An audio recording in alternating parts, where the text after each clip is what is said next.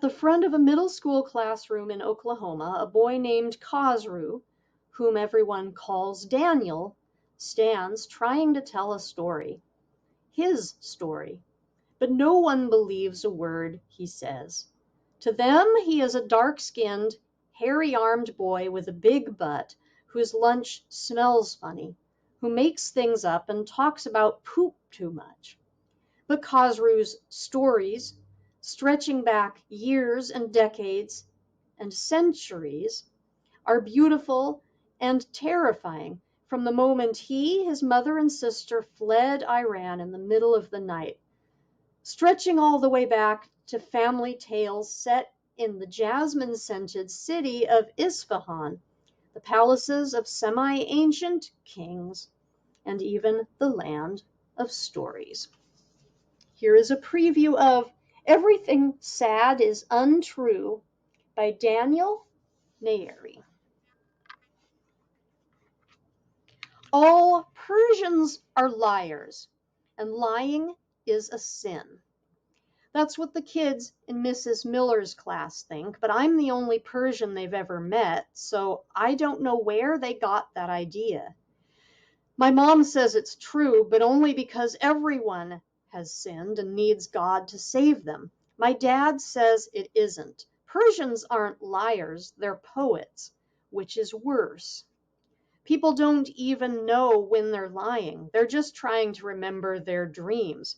They're trying to remember 6,000 years of history and all the versions of all the stories ever told. In one version, maybe I'm not the refugee kid in the back of Mrs. Miller's class. I'm a prince in disguise. If you catch me, I will say what they say in the 1001 Nights. Let me go, and I will tell you a tale passing strange. That's how they all begin, with a promise. If you'll listen, I'll tell you a story. We can know and be known to each other, and then we're not enemies anymore. I'm not making this up. This is a rule that even genies follow. In the 1001 Nights, Scheherazade, the rememberer of all the world's dreams, told stories every night to the king so he would spare her life. But in here, it's just me, counting my own memories. And you, reader, whoever you are, you're the king. I'm not sucking up, by the way. The king was evil and made a bloody massacre of 1,000 lives before he got to Scheherazade. It's a responsibility to be the king. You've got my whole life in your hands. And I'm just warning you that if I'm going to be honest, I have to begin the story with my Baba Haji, even if the blood might shock you. But don't worry, dear reader and Mrs. Miller. Of all the tales of marvel that I could tell you, none surpass in wonder and coolness the one I am about to tell. Counting the memories. Baba Haji kills the bull. My very first memory is blood slopping from the throat of a terrified bull, and my grandfather, red-handed, reaching for my face. I would have been 3 at this time. Maybe I have memories before that. I don't know. If I did, they'd be flashes of tile patterns or something. I can make it up if you want. But really, it was the blood and the bull braying and the gurgling sound. People ask, really? Really, was it blood? They ask because they don't believe me. They don't believe because I'm some poor refugee kid who smells like pickles and garlic and has lice. And I'm probably making up stories to feel important. I don't know what the American grown-ups have for memories, but they can't be as beautiful as mine. So they laugh. They don't touch me, but they roll their eyes. Okay, they say. It is, I say. It's one of 2 memories I have of my Baba Haji. I promise. I haven't been careless with it. My heart clenches it like a fist. Like gripping a ball bearing as hard as you can. The fingers dig into the palm, and you don't even know if it's still in there. The knuckles are white, and you're afraid it fell out and you didn't even notice.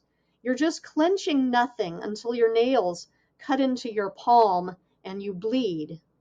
The memory is small, barely a few pictures. His face is one still image. It begins in a big gold car. It isn't real gold, just painted the color. It was so big the seats were two couches on wheels. The car drives on a dirt road through a desert in the middle of Iran, specifically on the road to Ardistan. That doesn't mean anything to you, probably. If you even bothered to pronounce it, I could have said, on the road to skip this word, you're a dum-dum Stan, and it'd be the same. It was a desert in a faraway land. You want a map? Here's a map. When I say the words, people think it may as well be Mars or Middle Earth. I could say we drove a chariot pulled by camels, and they'd believe me. But it was a Chevrolet, and we were normal back then. I wore sneakers with Velcro and had a dad. He had a bushy red mustache and could make weird faces to be funny. He would blow out his cheeks and furrow his eyebrows like a super serious chipmunk. He drove. My mom sat beside him and handed us pieces of pistachio cardamom cake. The road went up and down like an ocean. On either side was sand that could suck down half the car before we could even get out. Some places the sand blew over so you couldn't see any road at all. My dad drove so fast it was like a boat going up a wave and crashing down the other side. My sister and I would shriek as our butts lifted off the seat. My mom would say, Masood, slow down. You'll kill your children. But this was the road my dad knew by heart because he was born in Ardistan and he was going home. He drove, hungry for his mom's stew and yogurt. His dad was my Baba Haji. This trip happened every weekend for a while, so this part isn't my first memory. I'm just telling you how it happened every time. The drive would have happened before I saw Baba Haji slaughter the bull, but I'm not certain. The cake could have been rose and honey. My mom could have said, Masood, not this again. His mom could have made kebab and yogurt. But those aren't differences that make a difference. The next image is parking outside of the stone walls of my grandfather's courtyard.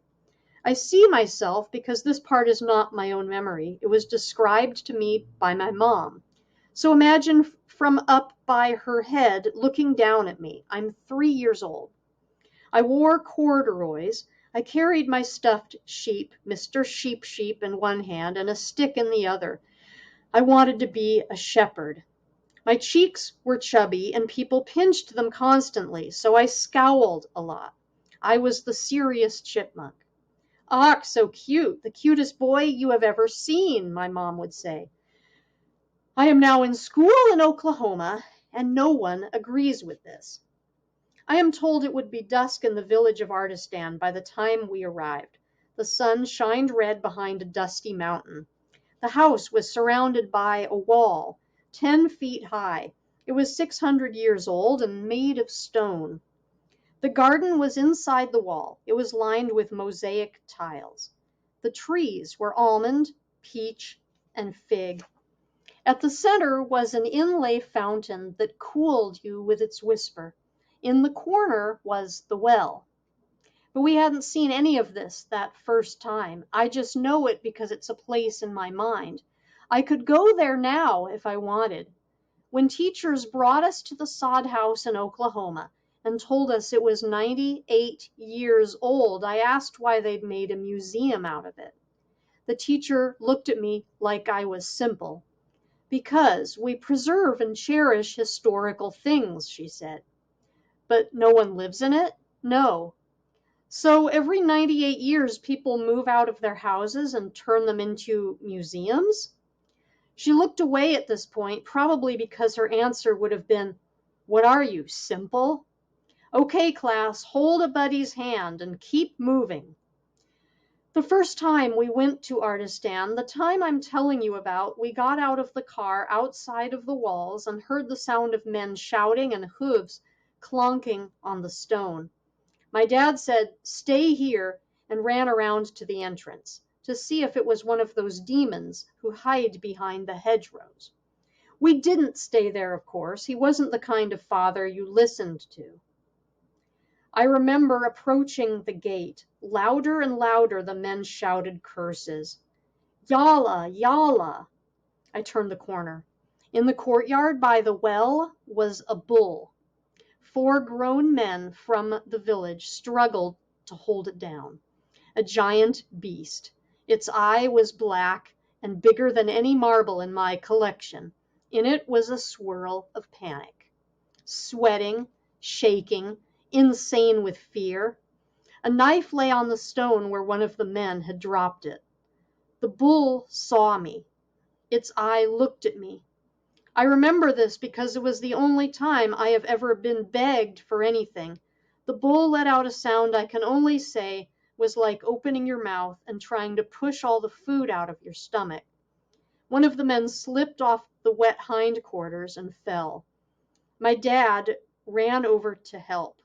But before he reached them, my grandfather emerged from the house. He wore sandals and his muslin pants were rolled up to his knees. I knew it was my Baba Haji, even though I think this was the first time I had ever seen him. He stepped off the porch and walked toward the confusion. He shook his head at the mess they had made and sucked his teeth in disgust. In a single motion, he leaned over, picked up the knife, and pushed aside the man grappling with the bull's horns. I heard him say, "Here," like, "Here, let me do it." Then with one hand, he grabbed the bull's horn and pulled it sideways. I could no longer see the bull's eye, only its exposed neck. With the other hand, my grandfather stabbed the knife into the bull, below its ear, then pulled down and around to the other ear. The whole neck opened. Blood poured onto my grandfather's bare feet. The bull's legs buckled. I heard a gargle. The men stepped back, relieved and embarrassed. It collapsed. My mother must have been the one who screamed. My vision went black. She had covered my eyes. I heard her say, "Ak, Masood," as if my dad should have known. Underneath her hand was the color red. My next memory is back at the car, outside the walls. Mom, very angry. Dad kind of laughing, 'cause whatever, farm life, you know. He thinks she's overreacting. She won't go back until they clean up the blood. He explains the men were running late. The bull should have been slaughtered hours ago. My grandfather's only grandson, me, had come. What else did she expect? It occurs to me at this point that the feast was for me. The bull must have known I was the right person to beg. I could have saved it. My 3-year-old brain doesn't know what that even means. When I tell this whole story, I don't tell anyone about that part. I was just a little kid back then. Still, they'll think I want their pity. In America, they distrust unhappy people, but I don't want pity. I just wonder if they've had that feeling too, the one where you realize it's your fault that something beautiful is dead, and you know you weren't worth the trouble. When I opened my eyes, my Baba Haji was looking at me. This is the only memory I have of his face. It was craggy, his beard white and red. He had a knit skull cap and a permanent squint from working in the sun. He reached for my cheeks. He smiled at me. His hands were still red with blood. Behind him, the animal was bleeding on the stone. The blood pooled and flowed toward the drain, a red river. Oklahoma also has a red river. It is not red. In some places, it's not even a river. And this has been a preview of Everything Sad is Untrue.